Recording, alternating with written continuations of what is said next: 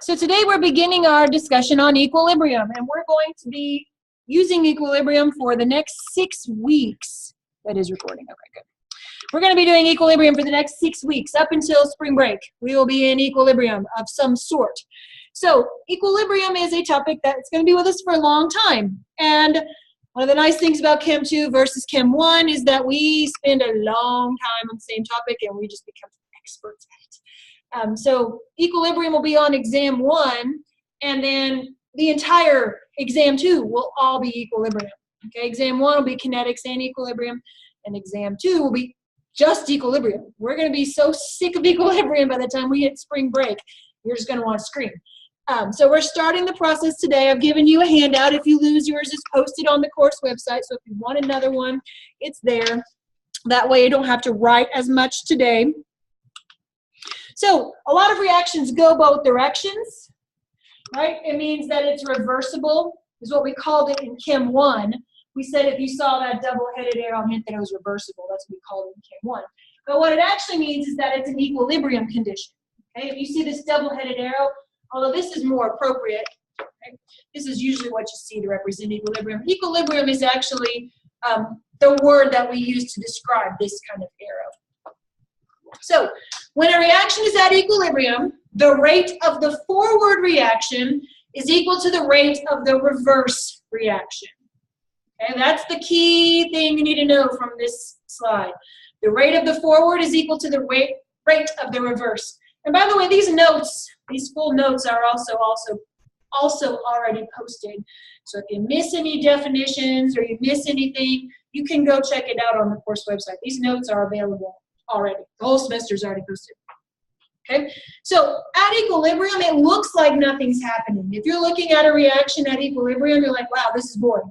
But it's actually a dynamic system. Okay, if you take one step forward and one step back, and the rate that you go forward is the same as the rate that you go back, are you going anywhere? No, but you are actually moving, right? It's not very exciting to watch. But the rate of the forward and the rate of the reverse are both happening at the same time and at the same rate. Okay? So this is on the little handout, I know, because I just made it this morning. Well, I just printed them this morning, I should say. Let's look at a qualitative example. We've got N2O4, it's a colorless gas. We've got NO2, it's a brown gas. And here's the equilibrium reaction between them. N2O4 is in equilibrium with 2NO2. And so I ask you, okay, I've got a sealed flask, and it's got a chunk of frozen N2O4. So in other words, none of it's a gas yet, right? It's a frozen chunk of N2O4. That chunk is going to thaw, and equilibrium is going to become established. So what will it look like at equilibrium? Will it look like this? Will it look like this? Will it look like some hybrid of the two? What's it going to look like? So at the beginning, as the gas begins to sublime, right? That's all it begins to sublime. It's all gray, right? And then as some of that NO2 gets formed, right, it's starting to form, we're going to get a little bit of this. And then at equilibrium, it's not super dark, but it doesn't look like just that either. I mean, is that what you would expect? You would expect both of them to be represented in the flask? Okay, so when a system is approaching equilibrium, equilibrium hasn't been achieved yet, you're just approaching equilibrium. As equilibrium is achieved, here's the rate of the forward reaction, here's the rate of the reverse, right? The forward reaction is slowing down, right? This reaction is slowing down. This reaction is speeding up, right? This one, forward reaction's slowing down, reverse reaction's speeding up. But then notice, when was equilibrium achieved? Both rates are the same. So if I gave you this and I didn't have this dashed line, I just said, let's pretend this is marked off in tick marks of minutes, and there's no line right here, and I said, at what time was equilibrium achieved? That's something I could ask you. You would say, okay, at what time did the leveling off occur? And you'd read that time off the graph. Okay, because at equilibrium, the rate of the forward and the rate of the reverse are equal. So this would make a fantastic free response question or multiple choice question, right? I could just give you this and say, what time did equilibrium occur? And you would say, well, it's when the rate of the forward and the rate of the reverse equal each other. Because that's the definition of equilibrium.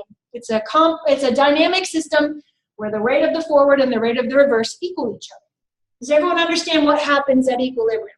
Right? It's like taking a step forward, taking a step back. It looks boring from the outside, but it's actually a dynamic system. Okay?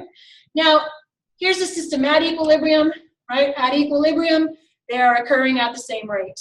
Notice as time goes on, it looks really boring. It's going to continue looking boring, right? Because once equilibrium is achieved, this reaction and this reaction are occurring at the same time and at the same rate. And the other thing that happens at equilibrium is that the concentrations don't change. The concentrations of the reactants don't change. Let's look at this one, right? Here's the reaction we're looking at. If we're approaching equilibrium, here's NO2, right? The amount of NO2 is increasing. That makes sense because I started with a chunk of N2O4. And where's my NO2 coming from? Well, it's coming from the N2O4, right?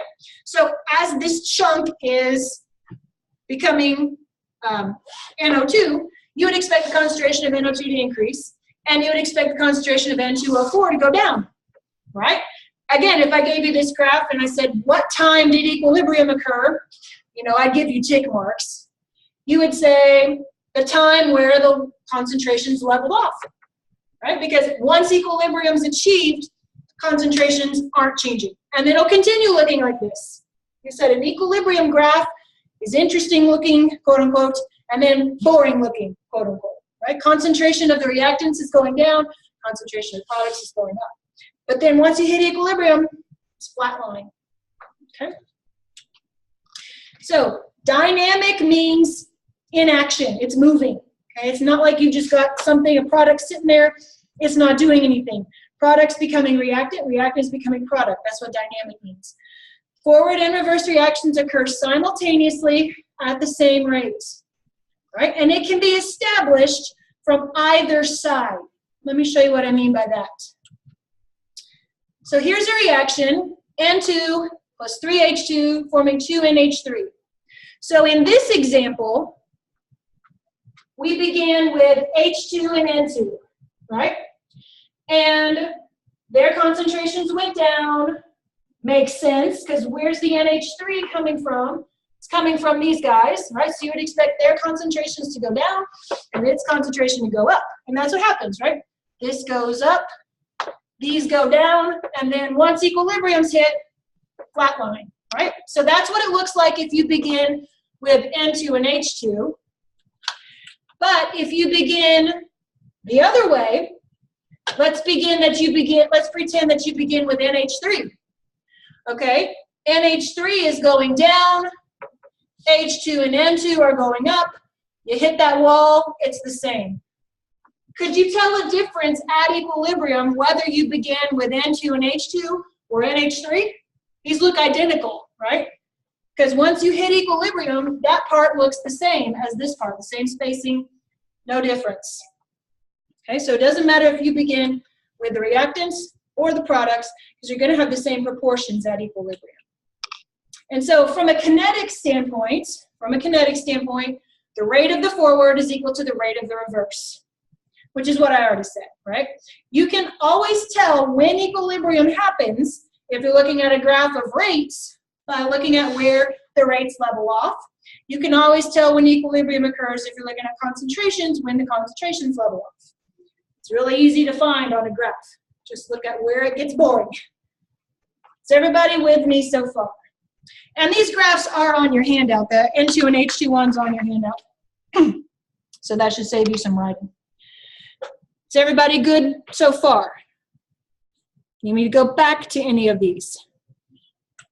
Okay. So at equilibrium, the rate of the forward reaction equals the rate of the reverse reaction. All right, let's talk about the law of mass action. So here's a generic reaction. A and B are in equilibrium with C and D. And W, X, Y, Z, those are just the coefficients. Okay, this has to be balanced. If your equation isn't balanced, you're in trouble. Okay, make sure, double check before you do anything else. Make sure that your equation's balanced. Okay, because otherwise everything beyond this is going to be a mess. And then you're really going to be unhappy. we're going to calculate an equilibrium constant. We calculated a rate constant with kinetics. We're going to calculate an equilibrium constant with equilibrium. Now it's uppercase K. That's why I said please write your kinetic constant as lowercase k. And just FYI, you can write the equilibrium constant as plain old K, or you can write it as K sub C, or you can write it as K EQ. Okay, it just depends on which textbook you're looking at, which website you're looking at. And we're going to plug in the concentrations of these things at equilibrium into this expression. Okay, it's products over reactants. So if this is the coefficient, let's pretend it's 3. So you take the equilibrium concentration of C, raise it to the third, and let's pretend this is a 2. Take the equilibrium concentration of D and square it. Divide that by the equilibrium concentration of A, let's pretend that's a 4, so it'd be to the fourth. Equilibrium concentration of B, let's pretend that's a 1 to the first. Okay, when you plug that into your calculator, notice it's unitless. Woohoo! We like that, right? The units of the rate constant are nasty. Equilibrium constant is unitless. So that makes up for the rate constant being so nasty, right? Because this one's unitless. Yes. Right? Plug them in and you get a value. That's the equilibrium constant. And the act of applying this to this is called the law of mass action. This is on the handout, I believe. Yes. Is everybody cool on how we do this? Okay. So be really careful. Be really, really careful. The equilibrium constant's uppercase K. The rate constant is lowercase k. That's why I always take extra effort to write mine in cursive to distinguish between the two. Okay, because K is one of those letters where it's not like a G. You know, a big G and a little g, they look totally different. But K's, not so much. Little k goes with kinetics, right? Kinetics is rates. Big K goes with equilibrium. Okay? And we're going to learn some other K's. Because like I said, we're doing equilibrium for the next 6 weeks.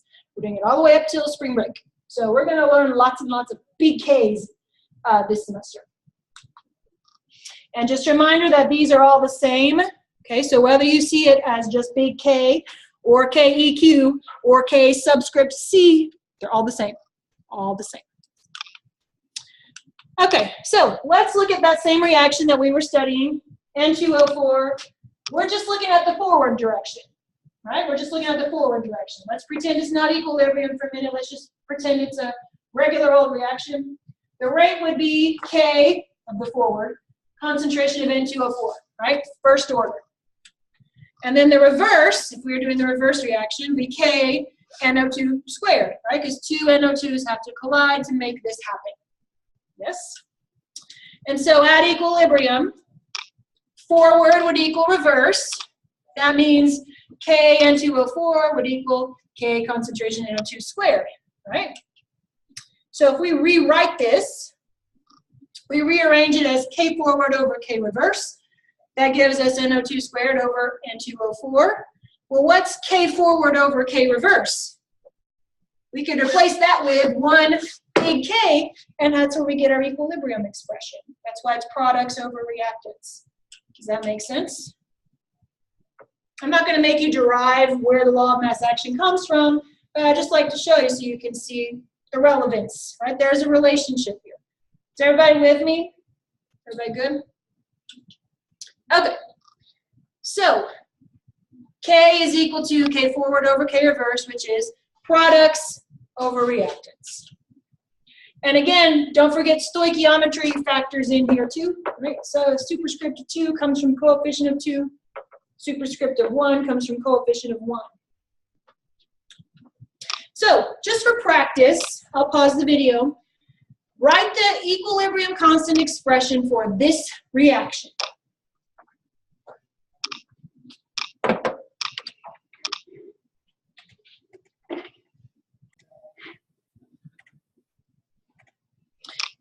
All right, do we agree?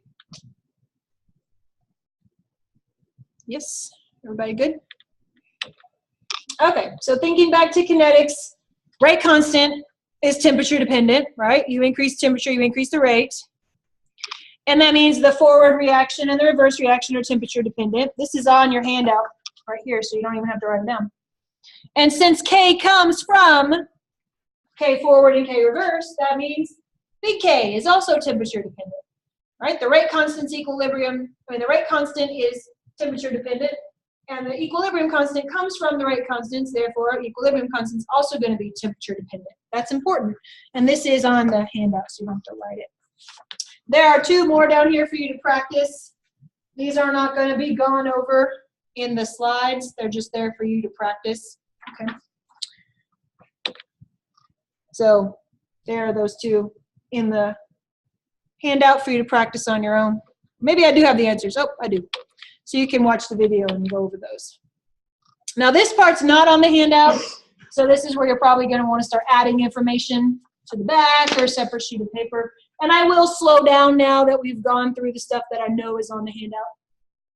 This is really important. What does K mean? Right? We've been talking about K for the last 20 minutes. What does it mean? If K is greater than 1, K is greater than 1, we would say that the reaction is product favored.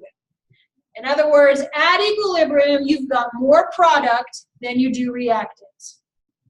Now, a lot of the reactions we did last semester in lab and Chem 1 were actually product-favored equilibrium reactions. You just didn't know it, okay? A lot of the reactions that you deal with in life are equilibrium reactions, and you just say, oh, the reaction's done. Well, maybe it is. But if it's equilibrium and you've got a ton of product, you might have a minute amount of reactant. Okay? So a lot of the reactions we did last semester were actually equilibrium, product-favored equilibrium reactions. So if your value of K, your quantitative value numerical that you get when you plug it in, comes out to be greater than 1, we say at equilibrium you've got more product than you do reactant. Okay, it's product favored if K is greater than 1. Please put a star next to that information in your notes. It's so important. That information is going to be with us for the next 6 weeks. This is one of the key pieces to the next 6 weeks calculations. Okay, K is greater than 1, then at equilibrium you've got more product than you do reactant. We good?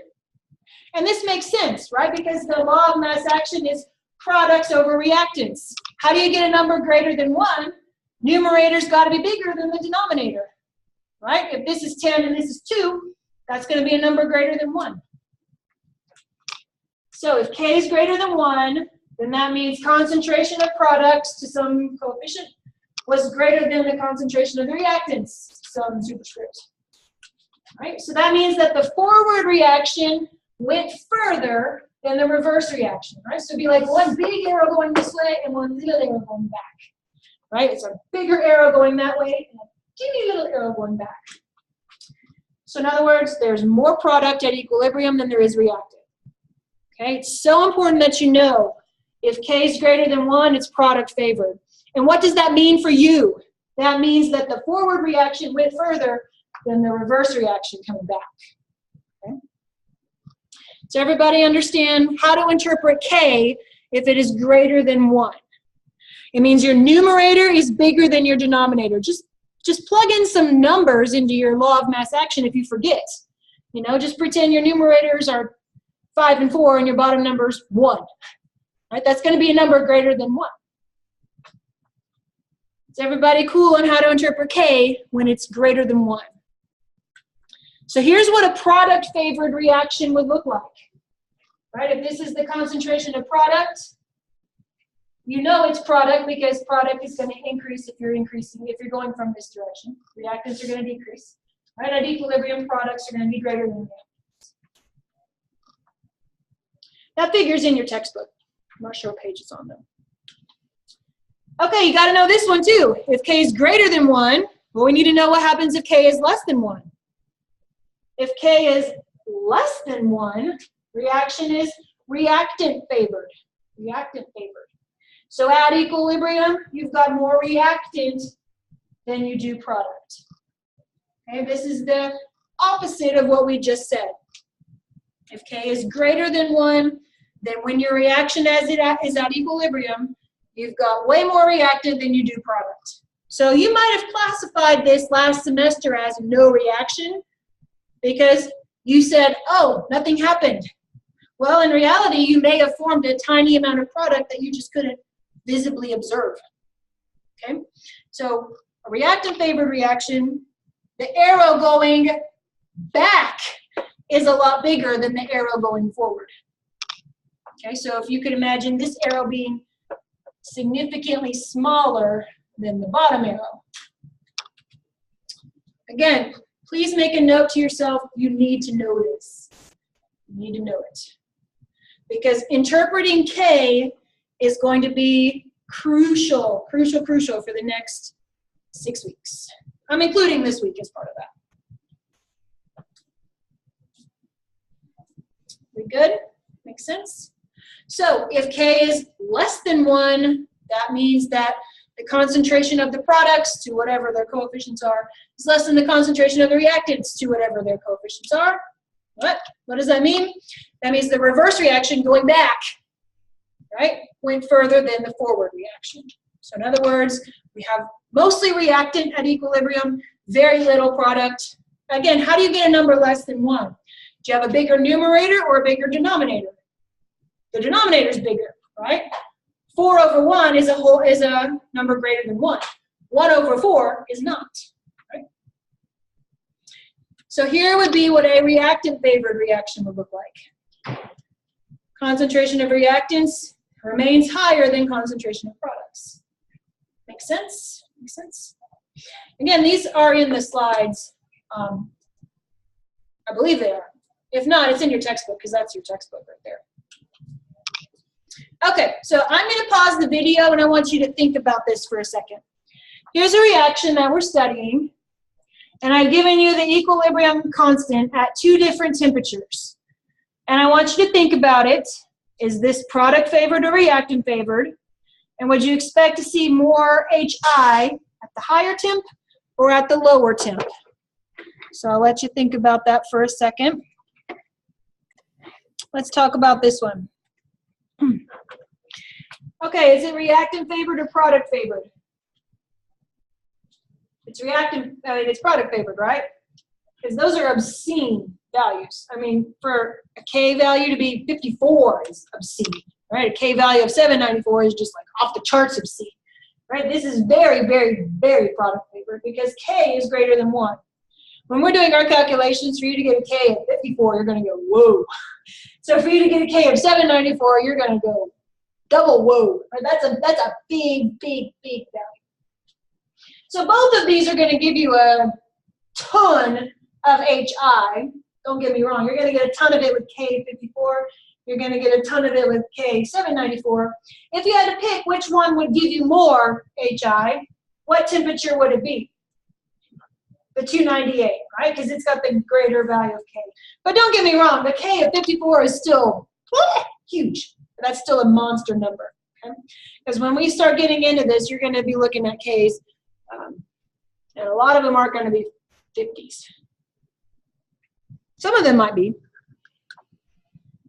Some of them will be obscene, but majority of them are not going to be in 800s range. Is everybody cool on how to interpret this one?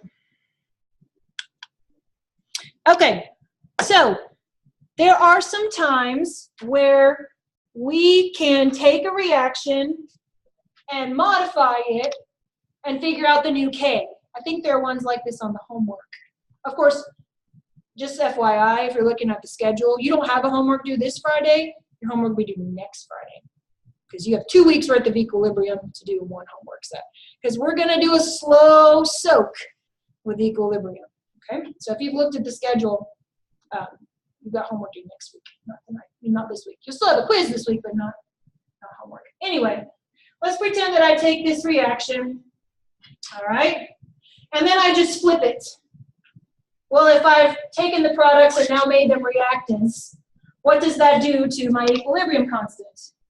What was once the numerator is now the denominator, right? So if I say, here's the reaction, what is the new equilibrium constant for the reverse? You just take the reciprocal, right? You just flip it. Does everybody see how to do that?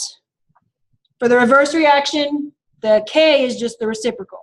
Because whatever was on the numerator is now on the denominator. Whatever was in the denominator is now on the numerator. So you just take that value and take its reciprocal.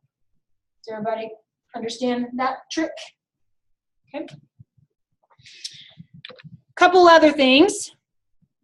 What if I take my reaction and I multiply through by a constant? So here's the original reaction. And what did I do to get from here to here? I multiplied by 2, right?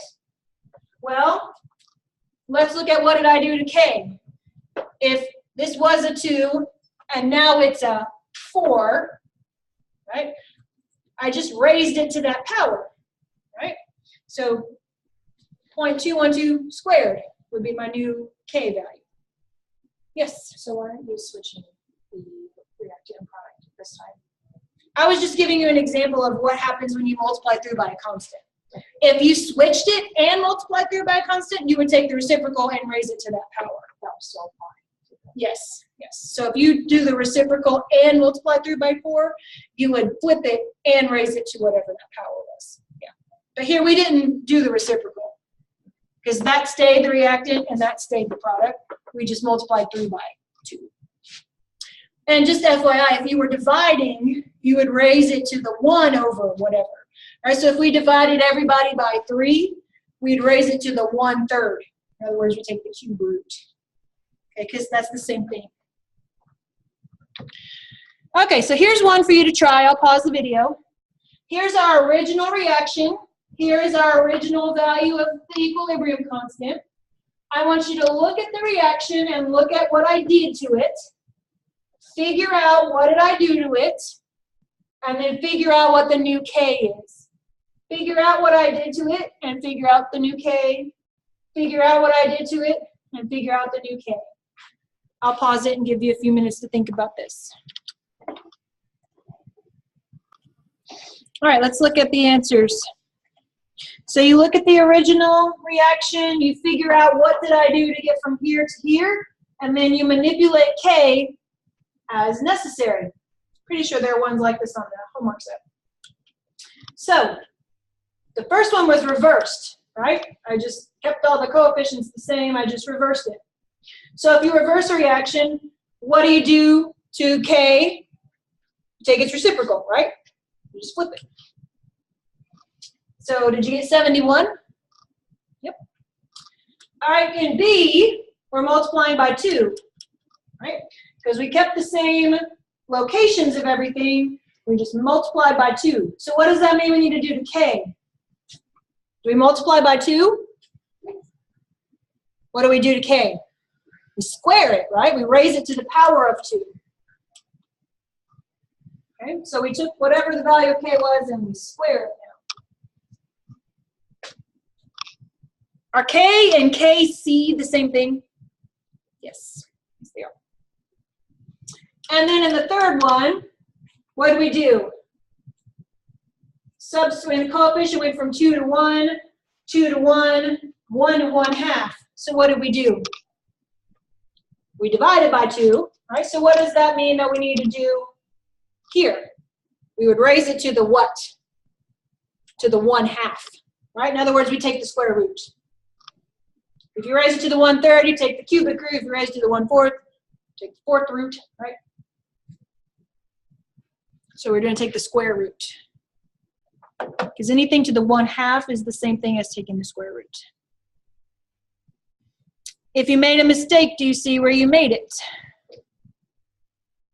Yes, yes, yes, yes. Everybody good on how we manipulate K based on what we do to some sort of parent reaction? Yes? Okay, heterogeneous equilibrium. Heterogeneous is a word we talked about in Chem 1, right? When we said a solution is, I mean, a mixture is unevenly mixed, right? So it's gravel is a good example of heterogeneous mixture. Heterogeneous equilibrium occurs when you've got more than one phase present. So for instance, you've got a gas and a solid together, or a liquid and a gas together, or a solution and a gas together, or a solid and a solution, okay? You've got more than one phase in your test tube, which happens a lot, right? Think back to all the reactions we did last semester where you formed a precipitate, right? That would be an example of heterogeneous. You'd have a solid on the bottom and a solution on the top. That's heterogeneous. So heterogeneous equilibrium just refers to the conditions when you've got more than one phase, more than one state of matter. Okay, does everybody understand what that means? Sounds scary, but in practicality, it doesn't mean a whole lot. Now, here's what's important. We don't put a pure liquid, and we never put a pure solid in my K expression. A liquid. Now, what's the difference between a liquid and aqueous? L versus AQ. There's a big difference. Big difference. Liquid is a pure substance, right? So H2O, that's not the same thing as, say, NaCl, AQ, right? AQ means dissolved in water. L just means it's a liquid, and there's nothing dissolved in it. It's plain, pure H2O. So the concentration of a liquid and the concentration of a solid isn't going to change at constant temperature, right? If I have, let's just think about my water here. The concentration of this isn't changing, right? Concentration of H2O here. Even if I manipulated it, if I dissolve something in it, right? The concentration of the H2O isn't changing, okay? So a liquid and a solid never, ever, ever, ever, ever go into a K expression, because essentially you could think of a liquid as a solvent. It's not doing the reacting. You could think of a solid as like a spectator sitting there not doing anything. So those guys, we never put them in K expression. If you wanted to know their concentration, that's easily obtained, right? But it's not going to change during the course of an equilibrium expression. Just think of them like a solvent. Okay, so for instance, for this reaction, we would write our equilibrium expression excluding PbCl2, because we could think of it as one, right? Because that is a solid, it's not changing, all right? So when we write our equilibrium expression for this, we would omit it. We're actually going to do a lot of this. This is called a solubility product. So this is actually called KSP. It's a preview of things to come. When we write KSP expressions, we're going to omit the solid. Anytime you see a solid, anytime you see a liquid, don't put it in your K expression. You can just treat it like it's the solvent. You can just treat it like it's sitting there doing nothing, because that's what it's doing. It's just hanging out. All right, so long as some of the solid is in there, you're good. You're good. So here's a summary. No solids, don't do it. No liquids, don't do it. Yes, gases. Okay, gases are included. Aqueous species are included. Okay, so anything with the subscript AQ goes in. Anything with the subscript G goes in. Anything with the subscript L or S does not go in. Okay, solids and liquids out, gases and AQs in. Okay, because obviously we can change the molar concentration. That's what we're talking about with AQ. And we'll talk about gases as well. All right, so here's a problem for you to try. Solid phosphorus pentachloride decomposes to liquid phosphorus trichloride and chlorine gas. So I want you to write the balanced equation, and then I want you to give me the K expression. I'll pause it and let you think. All right, let's look at the answer here. Is the solid going to be in my K expression? Is the liquid going to be in my K expression? No. So the only thing that I'll have is what? K will be equal to the concentration of Cl2. No subscript. No superscript, right? Because it's already balanced for me. 1 to 1 to 1. No solids, no liquids. Ever. Leave them out. Try another one just to make sure. Solid copper 2 sulfate pentahydrate is heated. Water vapor is removed. And solid copper 2 sulfate remains. Write the balanced equation. Write the equilibrium expression for K.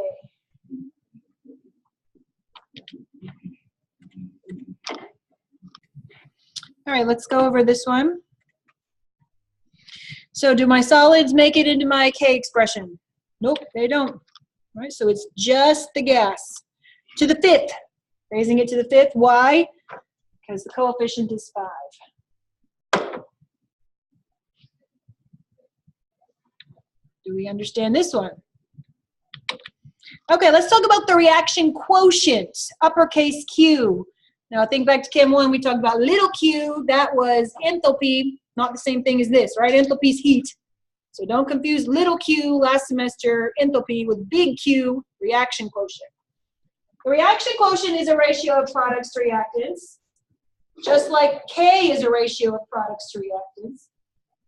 Q will tell you which way the system is going to shift in order to get to equilibrium. So if I'm not at equilibrium yet, right, if I'm approaching equilibrium, am I going to shift to the products or the reactants? That's what Q is going to tell me. So we write the law of mass action just like we did for K, except the only difference between Q and K is that with Q, we're going to plug in the initial concentrations, and with K, we're plugging in the equilibrium concentrations. That's the difference between Q and K. Okay, Q plugs in initial concentrations, K plugs in equilibrium concentrations. And then we're going to compare Q to K and figure out which way do we need to shift in order to get to equilibrium. Do we need to make more products and make the numerator bigger, or do we need to make more reactant and make the denominator bigger? That's what we're going to figure out by looking at Q. We're not at equilibrium yet. We can plug in our initial concentrations, compare it to K, and figure out which way we need to go. Do we need to make more reactant or make more product in order to get to equilibrium?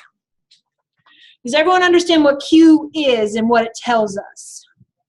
We're going to go through some examples. Got some pretty pictures. So it's just like we did K expression. The only difference is we're plugging in the initial concentrations versus the equilibrium concentrations. Oh, hello. That got all wacky. So here's a reaction we're looking at. There we go.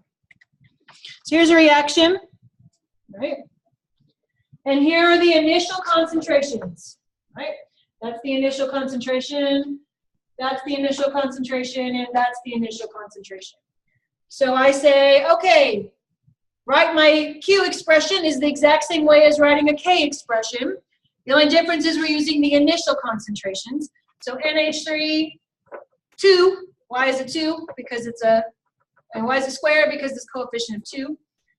Initial concentration of hydrogen to the third, initial concentration of nitrogen to the first. And now we just plug these values in, and we get a value of Q equals 0.17. Does everyone see how we did this?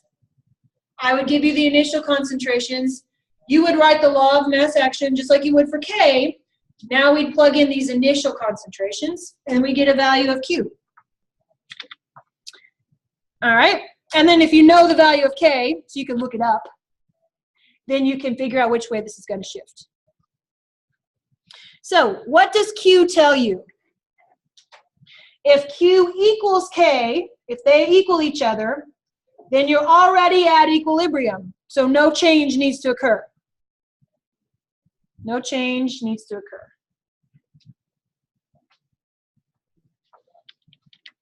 I'm just going to condense this for you.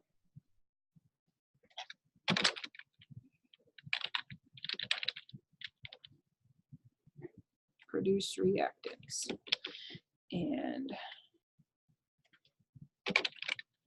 produce products. So I'm trying to make it less writing for you. If Q equals K, you're already at equilibrium. No change needs to occur. If Q is greater than K, that means you've got too much product and not enough reactant. So we're going to shift to the left.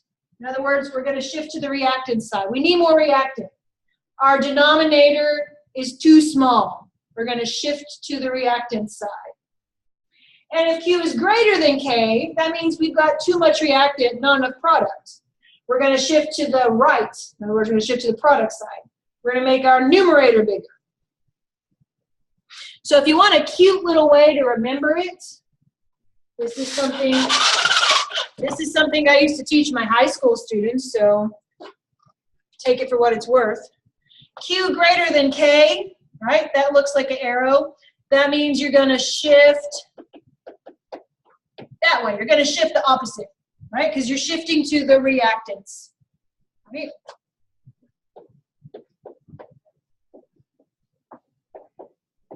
See how that works? It's a cute little way of remembering it. If Q is less than K, you're going to shift the opposite again. Shift this way, right? That arrow is the opposite of that one, right? You're going to shift to the products. Because if you have too much product, right, that means that your denominator is too small. So you're going to make more product, make more reactant. If you have too much reactant, that means your denominator is too big. You want to make the numerator bigger. And if Q equals K, you're already at equilibrium, so nothing's going to happen. You see how this cute little device could work? Help remember it. That kind of looks like an arrow. Go the other direction. That kind of looks like an arrow. Go the other direction.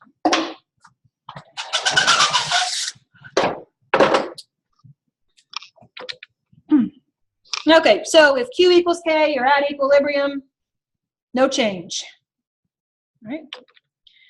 Q is greater than K, we're going to form reactants. We're going to shift to the reactant side.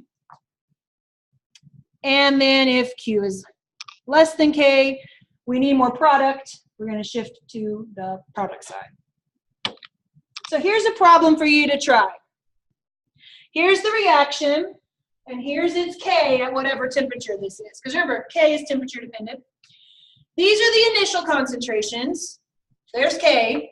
So I want you to figure out which direction the system's going to shift. So you need to calculate what? Q or K? Q. All right, so calculate Q, compare it to K, figure out which way this is going to shift. I'll pause it and let you think about this.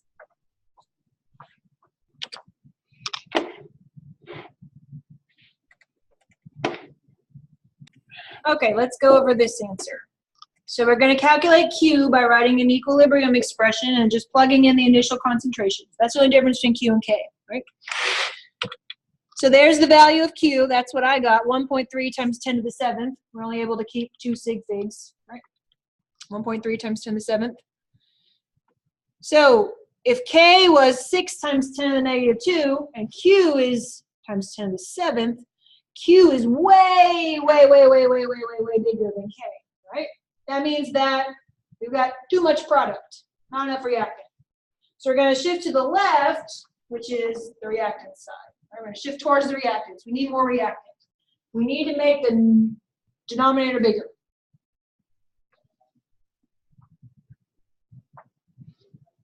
Do we agree?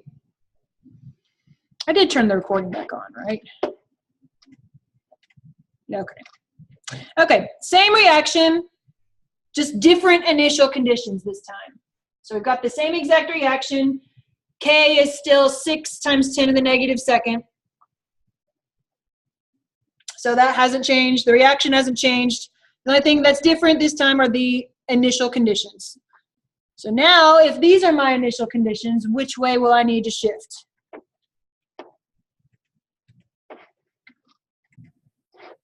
All right, let's talk about this one. Same reaction. Q is what we need to calculate. Right? We've still got the same value of K, it's still 0.06. So now we calculate Q and compare it to K. There's what I got for Q. Did you? 2 times 10 to the negative 3rd. Compare Q to K. This time Q is less than K, right? So what do we need to do? We need to shift to the product side. Do we agree? Shift towards the product side. Yes, yes, yes. All right, one last one. Same reaction, same K, same temperature, different initial conditions. So now these are your initial conditions. what's going to happen if we begin with this?